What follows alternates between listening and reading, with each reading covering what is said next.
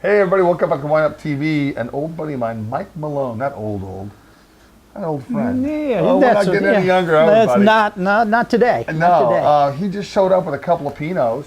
And I tell you, I leave this door unlocked long enough, you never know who's going to walk in that door. So when we come back, we're going to talk about the Zimri Cellars wines, and I think they just went out of business. They did, but we've got the exclusive inventory that's left and some good juice. Let's talk about it. We'll talk about the juice. See you in a second.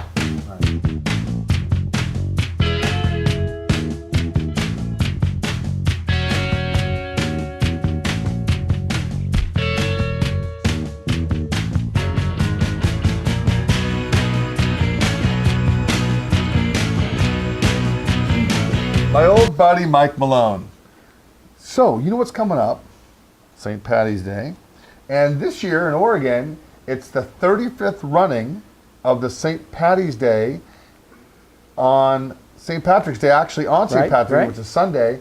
And they sold 3,500 tickets. So 3,500 runners are going to be participating. That's pretty cool. It is, and I go back long enough to have been part of those first couple of ones in a bowl of Irish stew afterwards at the McCormick's right there in the corner. That goes back. You know what's cool about McCormick's and is they close off that street. That's Jake's. They'll close off the street right across from Crystal Hotel, and that place gets packed. It does. It does. It's a good day to take a cab or stay home. Does it bring the Irish out in you? It's always there.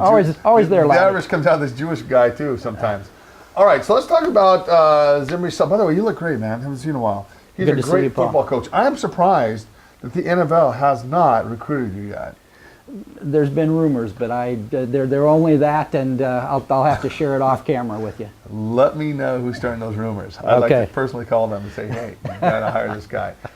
So no, Mike is actually a football coach for West Lynn Lions. West Lynn Lions. My son plays for Lake Oswego Lakers. Sorry, man. It's in the Three Rivers League. We're okay. It is. That's all right. That's all right. With that being said, no animosity between us. Let's talk about wine. So these guys are on their way out, unfortunately. Labels come, labels go. People get into financial problems. They get divorced. Something happens. I mean, it's always some drama in the northern, pretty much anywhere, but the northern Willamette Valley. Absolutely. So a couple of vintages. We're going to talk about the 06, which to me was a very, very warm vintage. Tough to build it. Yeah, and then we're going to talk about the very cold vintage of 07. If you look at Oregon, 6, 8, 10, 12 are pretty good. 7, 9, 11, and I don't know what 13 is going to be, but 7, 9, 11 have been more challenges than the even years, and it's kind of strange how that's gone. It is interesting, but there's some gems in all of them, and it certainly brings out the the winemaker and the fact that the Pinot Noir grape is one that is an art and not a science. Absolutely. I think at the end of the day. Man, I win that lottery was like $230 million now. I win that sucker. I am not buying a vineyard here in Oregon. Good. You can just give me 1/10 of 1% of that, and we'll be off to the Is that all you want? Yeah, absolutely. I like that. That's a absolutely non-greedy friend. All right, there you go. Let's get this party started. 2006. This is the Pinot Noir Chehalem Mountain Vineyard. Chehalem Mountain is one of the largest AVAs in the northern Willamette Valley. It's about 125 square miles. And again, it came from a very warm vintage. Wine Enthusiasts gave this an 87. For those out there that care about numbers, care about numbers. Yeah. It smells. Cheers. By the way, cheers, man. Good to see you. Yeah. All right.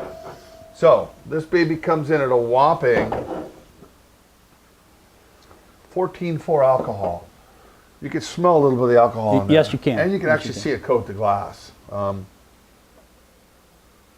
It kind of catches the upper end of the alcohol spectrum for Pinot Noirs. It does. Yeah. It does. But that's what happens in a warm year. 2009 was the same. I think just by smelling this,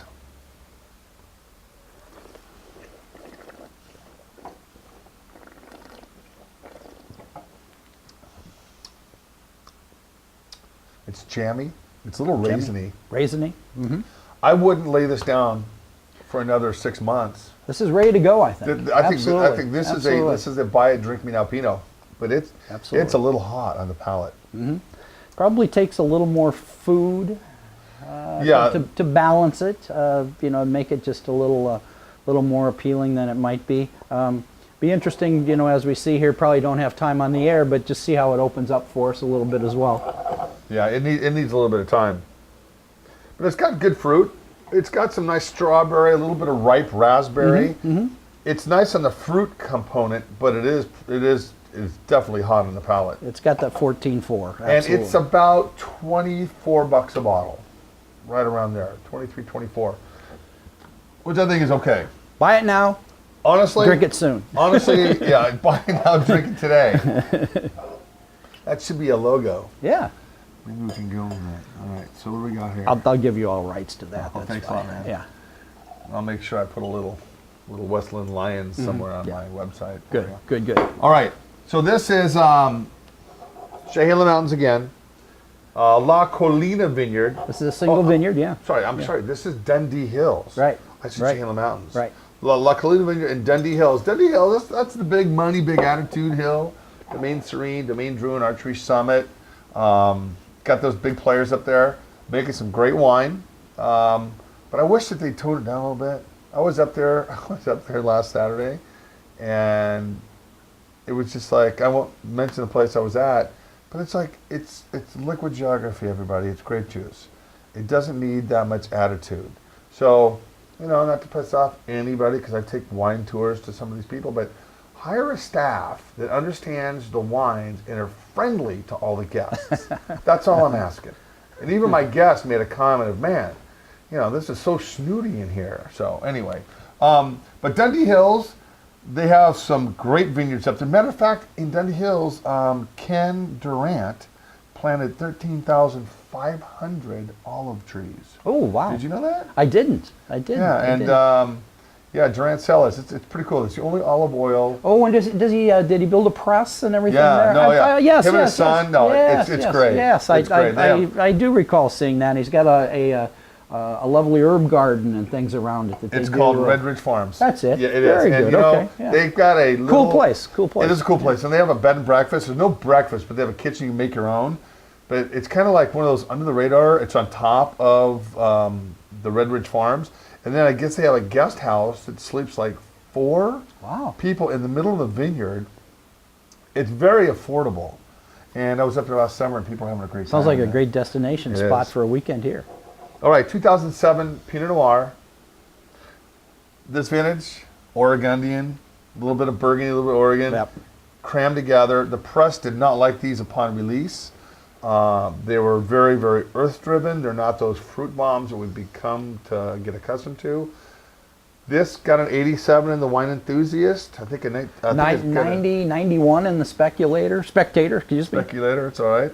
But it's you don't smell that alcohol like you do on the No.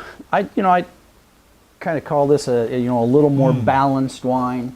I think that this is one of the surprises pleasantly of 07. You know, this is coming in under $20 a bottle. Matter of fact, Mark, I think we should have this like at $17.99.